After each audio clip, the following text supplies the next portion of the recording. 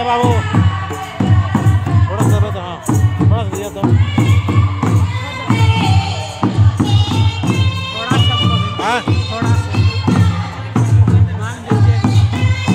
हम खुद मांग रहे हमारे दोस्ती नहीं उनसे।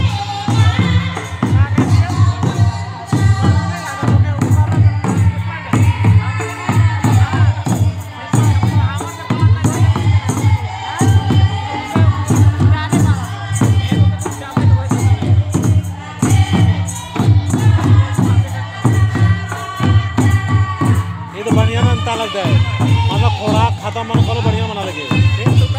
मतलब बहुत रिजल्ट कर सके अगर और सोचो कि चिकन बर्स करना